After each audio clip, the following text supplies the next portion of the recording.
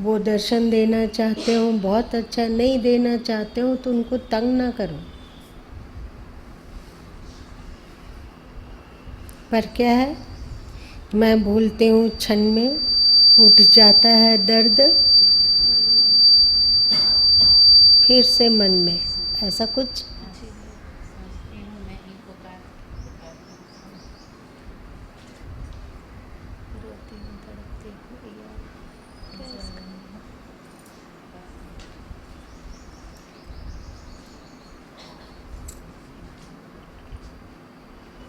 यदि ईश्वर से प्रेम हो जाए तब का क्या कहना। ईश्वर केवल पूजा करने वाली चीज नहीं है, अथवा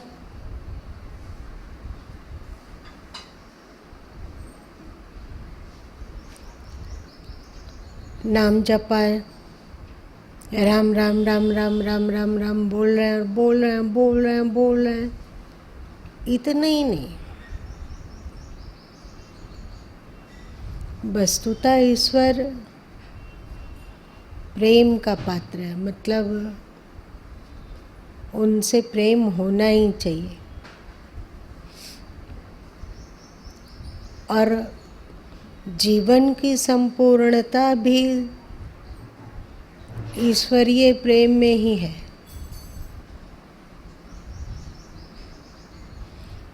एक अजीब मित्र की अनुभूति होती है कि जो कि हमारे साथ चलता है, हमारे साथ उठता है, हमारे साथ बैठता है, हमारे साथ रोता है, हमारे साथ हंसता है, हमें सुझाव देता है, हमें संभालता है।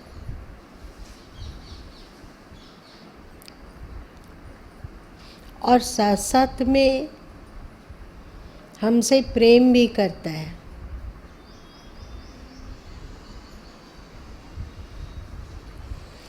हम लोगों से अच्छा प्रेमी तो चकवा है।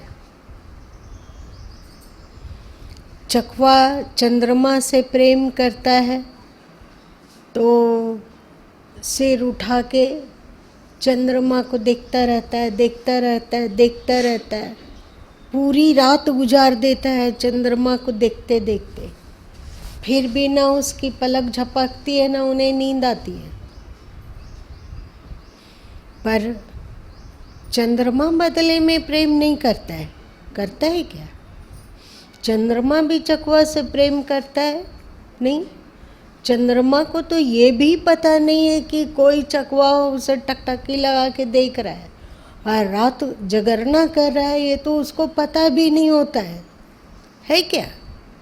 कोई मतलब नहीं है चंद्रमा को चकोर से, लेकिन फिर भी चकोर एक तरफा प्रेम करता है,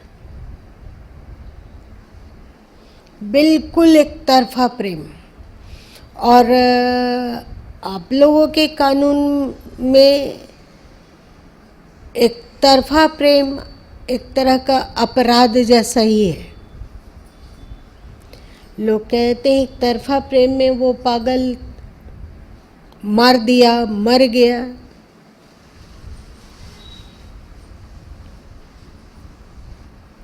पर भगवान ऐसे हैं कि हम उनसे प्रेम करते हैं तो वो भी हमसे प्रेम करते हैं, फिर भी हम लोग उनसे प्रेम नहीं कर पाते हैं। प्रेम प्रेम का तो गाना गाते हैं, प्रेम प्रेम प्रेम प्रेम, और वहाँ पर अपना प्रेम का दौलत लूटाते हैं जो कि टिकाऊ नहीं है, जो अशाश्वत है, जो मिलने और बिछुड़ने वाला है, जो दर्द देता है।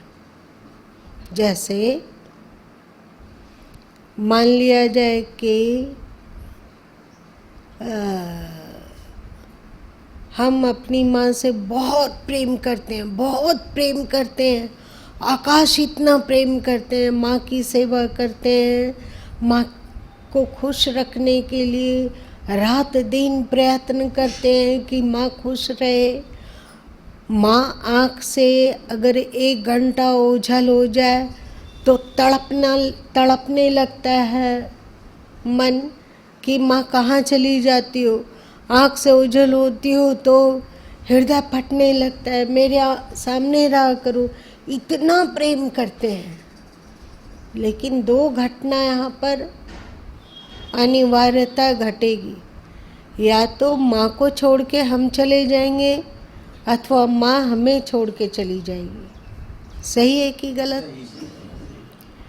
और जब हम माँ को छोड़ के जाने लगेंगे तो दिल फटेगा माँ के लिए कि क्या करें क्या करें, कैसे माँ को पकड़ के रखें, कैसे उनको छोड़ के ना जाना पड़े, क्या करें। व्याकुलता होगी कि नहीं? अगर हम लोग छोड़ के जाने लगेंगे तो भी व्याकुलता है, और यदि माँ छोड़ के जाने लगे तो भी तक बहुत व्याकुलता। और जब माँ छोड़ के चली गई तो दिमाग तो एकदम पागल जैसा लगता है कि अब किसके लिए जिए, क्यों जिए। लोग कहते हैं ना, मेरा घर ही उजड़ गया, मेरा संसार ही उजड़ गया। अपने प्रियजन की मृत्यु पर ऐसा बोलते हैं कि नहीं? ऐसा प्रेम है ये संसार का।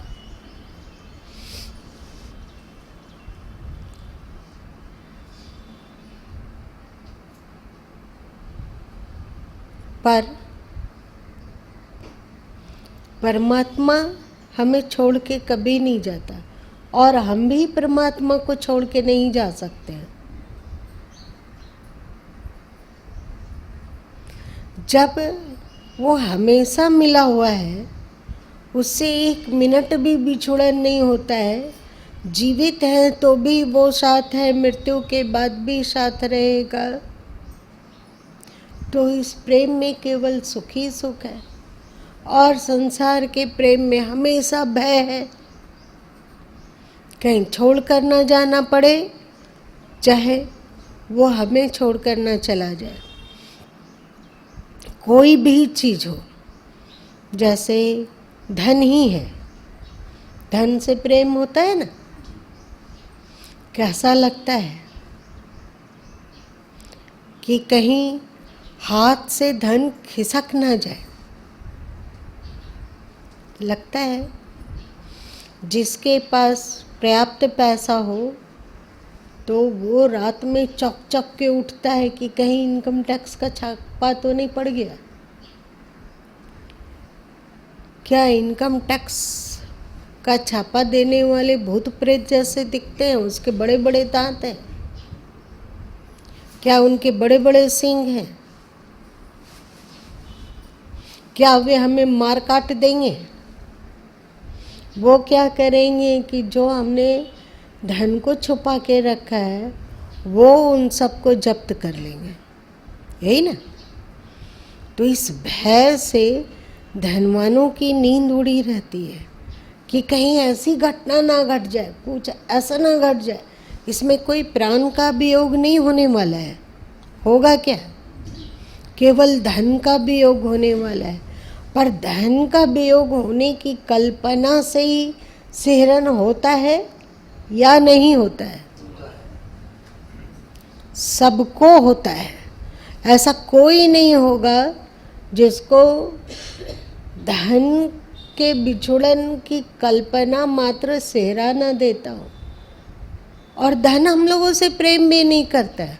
वो मजे से जब कोई उसे और कोई ले जाता है, चाहे चोर हो, लुटेरे हो, डाकू हो, ठग हो, इनकम टैक्स वाले हो, कोई भी ले जाता है तो धन को कुछ फर्क नहीं पड़ता है।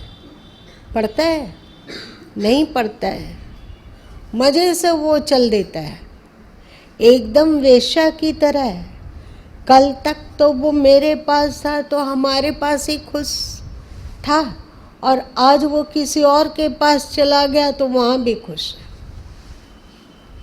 फिर भी हम लोग धन से प्रेम करते हैं कि नहीं? एक तरफा प्रेम, और ऐसे चीज़ से प्रेम जो मिलता है और बिछुड़ता है।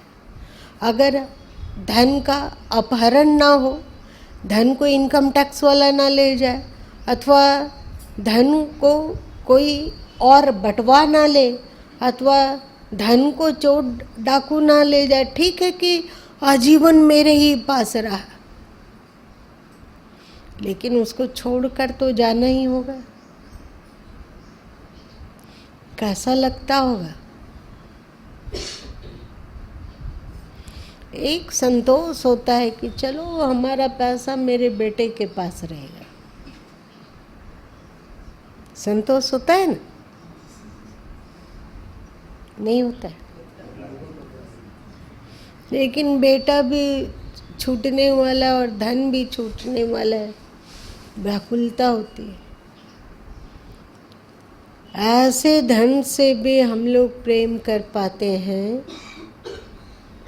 पर हम लोग ईश्वर से प्रेम नहीं कर पाते हैं। ऐसे धन से प्रेम करते हैं बिना शर्त के। बिना शर्त का प्रेम है कि शर्त वाला प्रेम है? तुम मुझे देखो ना देखो, तुम हमसे रूठ कर कहीं और चले जाओ, लेकिन फिर भी हम लोग धन के पीछे पागल हैं।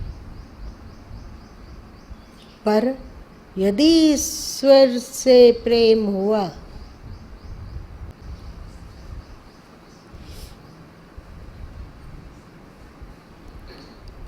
ईश्वर से यदि हम लोग प्रेम करते हैं तो शर्त होता है, होता है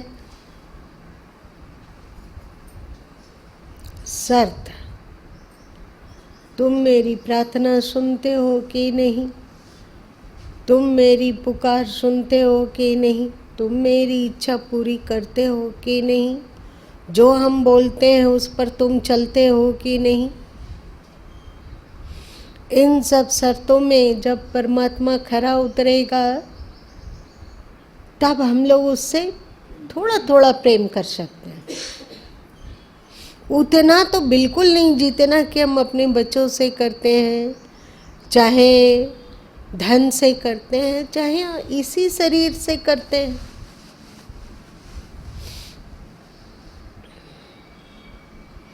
हम लोगों का अपने शरीर से शर्त वाला प्रेम है कि बिना शर्त का प्रेम है? इतना बदमाश शरीर, कभी घुटना में दर्द, तो कभी बुखार, तो कभी दांत में दर्द, तो कभी सिर में दर्द, कभी बुढ़ापा, कभी बचपना। शरीर हम लोगों को कम कष्ट नहीं देता है, लेकिन फिर भी हम लोग शरीर से बिना शर्त का प्रेम करते हैं। पत्नी तभी तक प्रिय है जब तक उससे इस शरीर को सुख मिल रहा है। वो खाना बना देती हो, कमाती हो, अथवा हमारी इच्छा पूर्ति का साधन हो, तभी तक प्रेम है। यदि पत्नी स्वार्थी हो जाए तो शरीर को उसके द्वारा शरीर को कष्ट मिलने लग जाए, प्रताड़ित करती हो वो, तो आज के समय में बहुत आसान है तलाक। पुत्र से हम तभी प्रेम करते हैं जब उससे इस शरीर को सुख मिलता है। अगर नालायक हो जाए, टॉर्चर करने लगे हम लोग को, बेटा लोग हंटर से मारता हो, हाथ पैर जकड़ कर किसी कोने में डाल देता हो, तो प्रेम फट जाएगा कि रहेगा? फट जाएगा। मतलब हम लोगों को सबसे ज़्यादा प्रेम ये शरीर है ना?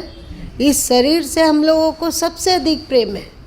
पर ये शरीर कितना दगाबाज है, कितना धोखेबाज है। फिर भी हम लोग शरीर से प्रेम करते हैं और मरते दम तक करते हैं ना। पर वो प्रभु कभी दगा नहीं देता है, कभी धोखा नहीं देता है, कभी तड़पाता भी नहीं है, कभी मारता भी नहीं है।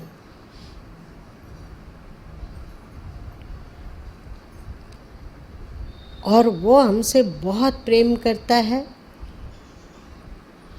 जीवन काल में भी साथ है, मृत्यु के बाद भी साथ है।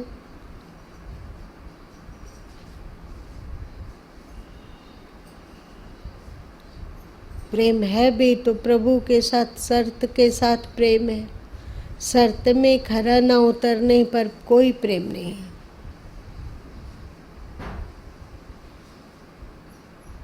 और जब सचमुच में ईश्वर से प्रेम हो जाए, सचमुच में, यदि हम उनको पहचान लें, उन सचमुच में जान ले कि तुम्हें माता च पिता तुम्हें बंधु च सखा तुम्हें सर्वम मम, मेरे सब कुछ हो। आसान है।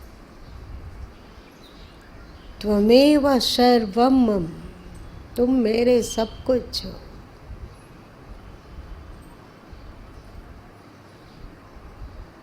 ऐसा प्रेम हो जाए तो दुख जैसा नहीं लगेगा। लगेगा क्या? सच में प्रेम हो, वैसा प्रेम जैसे सदगुरु कबीर साहब बोले। कैसा?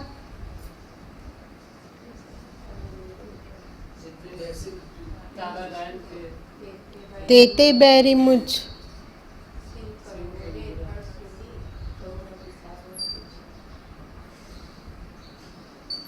उनके सूल के लिए सूली और कंगूरा कोई मतलब का नहीं है। सिर दोनों अलग अलग हो रहा है, धड़ अलग हो रहा है, सिर अलग हो रहा है, तो भी वे कहते हैं कि हमें कोई मतलब नहीं। तुम साथ हो तो फिर हमें क्या चाहिए? बस इतनी ही कृपा हो कि तुम्हारा स्मरण भूल ना जाए।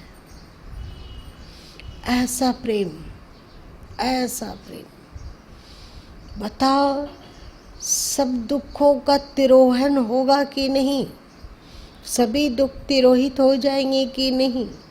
इतनी मस्ती है उसमें, इतने हम खोए हुए हैं उसमें कि इधर देखने की फुर्सत होगी तब तो सोचेंगे कि ये दुख मिल रहा है कि ये सुख मिल रहा है। संतों को फुर्सत नहीं, निज दिन जपते नाम। साधक लोग को इतनी छुट्टी का है कि बात बेबात करे, तर्क वितर्क करे, लड़ाई झगड़ा करे।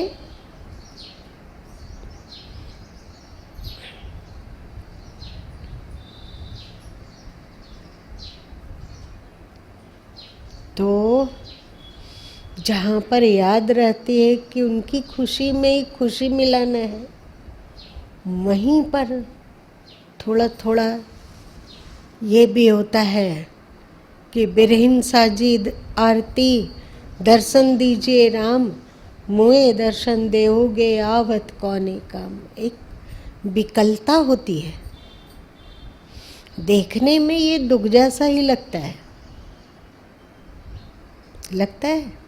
जैसे पुत्र से दुख है, चाहे शरीर से दुख मिलता है, चाहे संसार से दुख मिलता है, चाहे धन से दुख मिलता है। और जमीन, हम लोग जमीन से एक तरफा प्रेम करते हैं कि जमीन भी हम लोगों से प्रेम करती है? ये घर, एक तरफा प्रेम, बिना शर्त का प्रेम।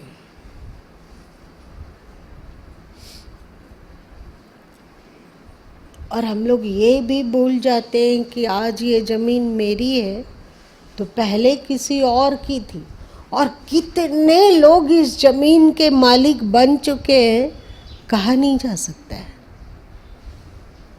और आने वाले समय में इस ज़मीन के और कितने मालिक बनेंगे, ये भी कहा नहीं जा सकता है। फिर भी इससे इतना प्रेम। कभी जमीन को हम लोग अपने लिए रोते देखें कि वो हमारे लिए रो रहा हो, पर हम लोग जमीन के लिए रोते हैं।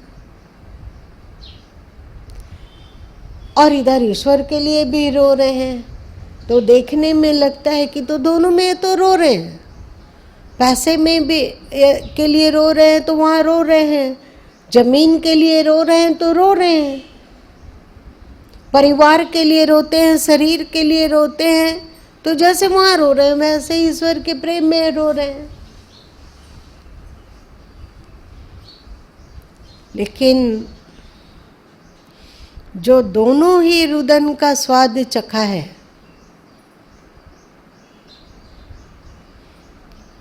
दोनों ही रुदन का स्वाद चखा है, जो संसार के लिए रोने पर कैसा लगता है और ईश्वर के लिए, ईश्वर के प्रेम में पड़कर रोने से कैसा लगता है, इसका दोनों ने अनुभव किया हो। दोनों को जिसने अनुभव किया हो वो कहता है कि प्रभु मिलो ना मिलो, कम से कम रुलाते तो रहो, तुम्हारी याद आती रहे और हम तेरे लिए रोते रहे, रोते रहे, रोते रहे। इतना मजा आता है इस रोने में, इतना मजा आता है कि भगवान से वो कहता है कि कोई बात नहीं, तुम मेरी बात नहीं सुनते मत सुनो, तुम हमसे मिलने नहीं आते हो मत आओ, तुम हमें दर्शन नहीं देना चाहते हो मत दो, लेकिन इतना तो दे सकते हो कि हम तुम्हारे लिए रोते रहें। प्यार में, तेरे प्यार में इतने पागल हो जाए, इतने पागल हो जाए, इतने पागल हो जाए कि हम किसी और के लिए, मेरे दिमाग में कोई जगह ही नहीं रहे।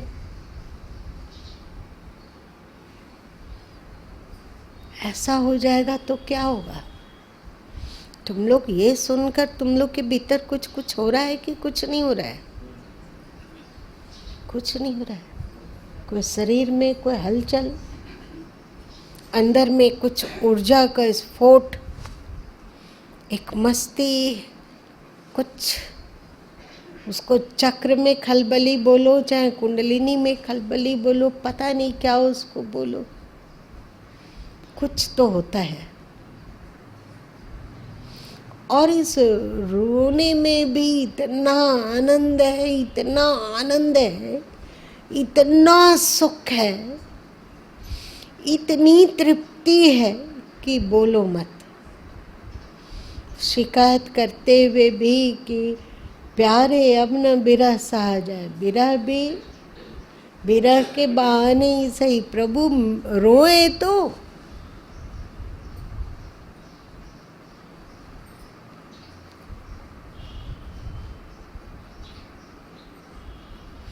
सदगुरु कबीर साहब कहते हैं न कि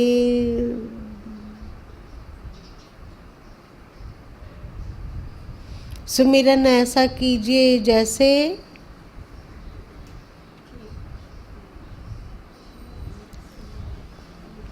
सुमिरन ऐसा कीजिए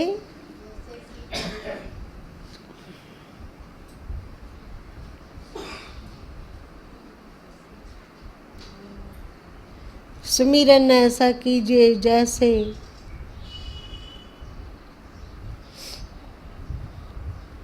पनिहारी अपने घड़े का सुमिरन करती है, ऐसे वैसे वैसे ढेर सारा उदाहरण दिए कि जैसे कंगाल धन को याद करता है, जैसे गाय बछड़े से प्रेम करती है, वैसे ही सुमिरन। अरे वैसा सुमिरन हो जाए तो हम लोग क्या बोलेंगे पता है? फिर से वही मन मस्त हुआ तो क्या बोले, क्या बोलेंगे? बोलने के लिए कुछ है ही नहीं। रामकृष्ण परमहंस जी उदाहरण दिया करते थे कि जब लोग पंक्ति में बैठते हैं खाने के लिए, पत्तल बिछ गया है, नमक और मिर्ची पत्तल में आ गया है, उसके बाद सब सब्जी का पारस कर रहा है। हम लोग कहते हैं इधर चावल लाओ, इधर दाल लाओ, इधर नहीं पारस हुआ है, इधर छूट गया है, इधर आओ उधर आओ। जब सब पारस होता है तो फिर कोई शोर करता है कि चुपचाप सब सुनाई पड़ता है।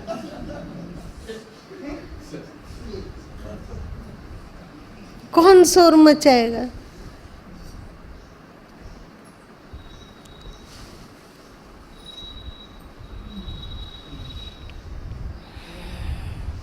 क्या बोलेंगे अब? प्रेम हो गया, हो गया। भाग्यशाली है वो इंसान जिसको ईश्वर से प्रेम हो जाता है। अब प्रेम हो गया तो अब क्या बोले? मन मस्त हुआ तो क्या बोले? कैसा लग रहा है?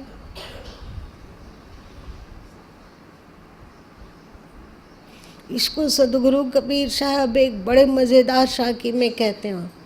ओह, फिर समय समाप्त हो गया। कहा सुनी की है नहीं, देखा देखी की बात, दुल्हा दुल्हन मिल गए, फीकी पड़ी बारात। आप लोग देखो, जब दुल्हा आता है द्वार पर, बारात लगती है, तो बारातियों के स्वागत में आप लोग देखते हो पागल 56 तरह का व्यंजन क्या बना दे। ऐसे वहां पानी घट रहा है, वहां शरबत पहुंचना, इतने तरीके का आइटम, इतना स्वागत, इतना। हाँ, उसके बाद विवाह होते के साथ दूसरा दिन जब अभी बारात, क्या होता है? क्या होता है फिर?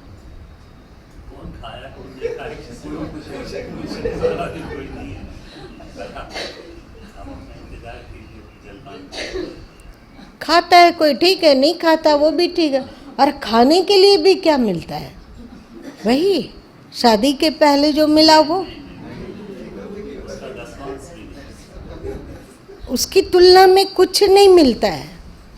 तो सदगुरु कबीर साहब कहते हैं कि कहा सुनी की है नहीं, देखा देखी की बात, दुल्हा दुल्हन मिल गए, फीकी पड़ी बारात। जब एक बार ईश्वर से प्रेम हो जाए और हमारी आत्मा उनके साथ संयोग बैठा ले और हम चिल्ला के गा सके कि रामदेव मोरे पाहुन आए, मैं यौवन की माती, राम के संग भावर ले, है ना? तुम लोग क्या है रे भजन में, जरा देखना।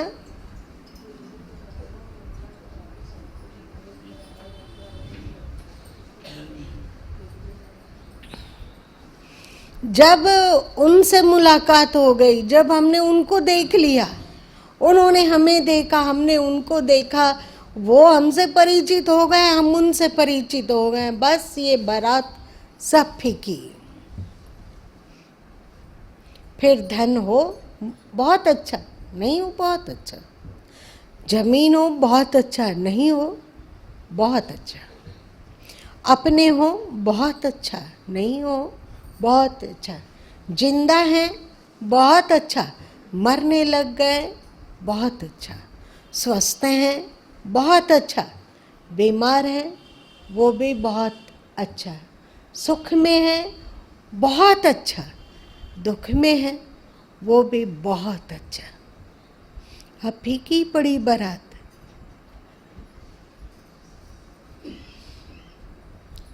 कहा कही की है नहीं, देखा देखी की बात, तुम मुझे देखा करो, हम तुम्हें देखा करें। नैनन अंतर आओ तो नैन झापी तो ही लेऊं, ना मैं देखूं और को ना तो ही देखन दे। प्रेम हो गया, भांवर हो गया, अब तो हम ब्याह चले हैं परम पुरुष अविनाशी। अब क्या माया अपना जगह में रहे, माया क्या कर लेगी? अब तो हम ब्याह चले हैं परम पुरुष अविनाशी। आप लोग का विवाह हुआ क्या?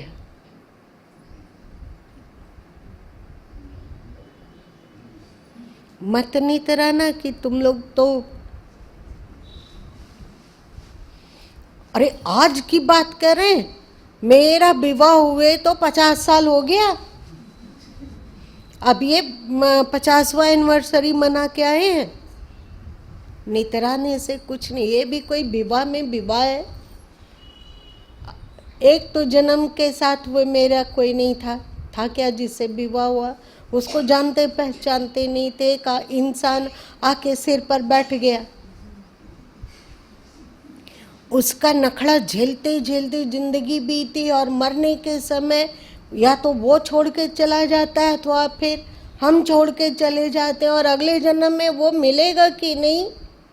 तुम लोगों के दुनिया में मतलब तुम लोगों के भी जो कहते हैं विवाह ऐसा बंधन है कि 7 जन्म का बंधन है, तो 7 ही जन्म तक ना, 8वां जन्म में क्या होगा?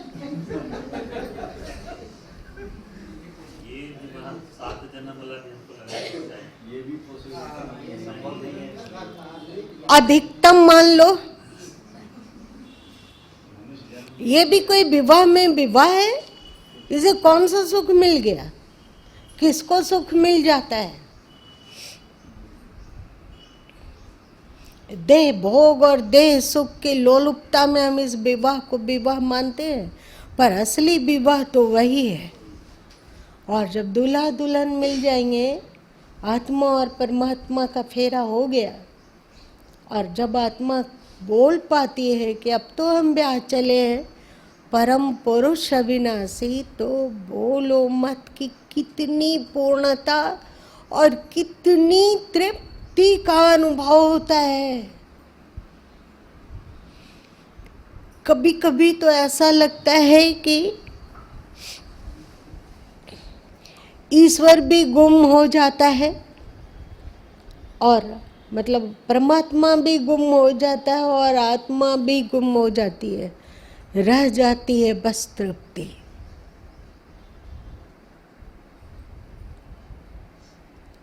तृप्ति, परम तृप्ति। अब फीकी पड़ी बारात, अब हम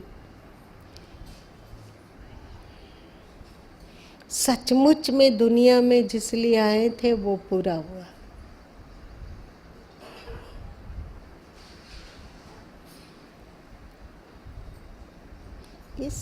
ये प्रेम में कभी मिलन का खुशी, और कभी लगा कि वे नज़र से ओझल हो रहे हैं, तो कभी आंसू, प्यारी अब न बिरह सहा जाए।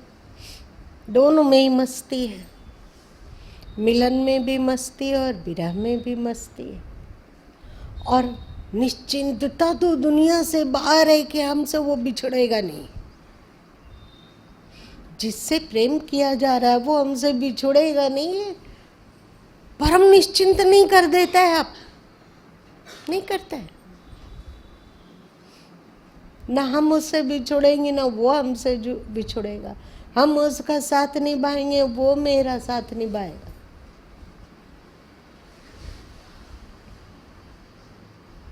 वो यदि नाद है तो हम उसकी बांसुरी है, उसका नाद उसके पास है, पर उसके पास बांसुरी नहीं है। वो यदि नाद है तो हम बांसुरी हैं। उसको मेरी जरूरत है, हमको उसकी जरूरत है। बांसुरी क्या है? नाद के बिना कुछ है उसका इज्जत। लेकिन जिसके पास नाद है उसके पास यदि बांसुरी नहीं हो तो उस नाद का क्या इज्जत? अथवा बांसुरी हो और बांसुरी के पास नाद और ना हो तो क्या इज्जत? हम उसकी जरूरत है, वो मेरी जरूरत है। हम दोनों साथ हैं, न मिलते हैं कभी, न बिछुड़ते हैं, शाश्वत साथ है। वो कुछ बोलना चाहेगा, करना चाहेगा, खाना चाहेगा, तो ये बांसुरी है ना।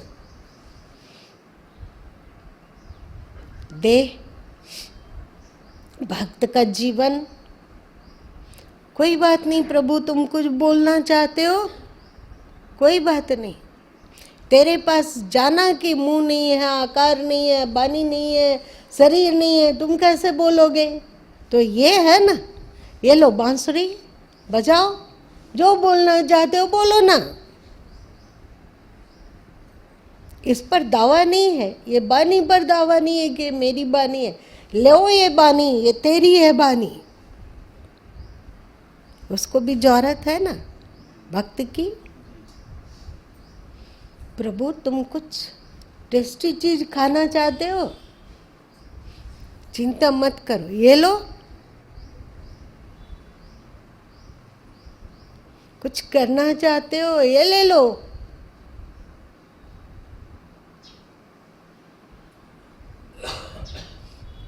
हम तेरे हैं, तेरे सिवा किसी के नहीं खाते हैं कसम। गाना था ना आप लोग का अरुण जी, बहुत पहले का। क्या हम लोग ऐसा कसम खा सकते हैं? हम तेरे हैं, तेरे सिवा किसी के नहीं।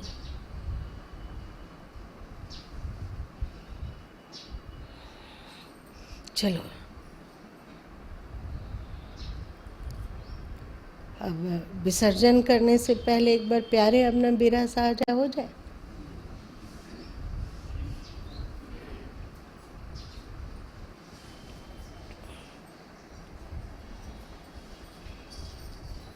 प्रेम में दिल का धड़कन अलग, नाड़ी का चलना अलग, शरीर के भीतर एहसास अलग।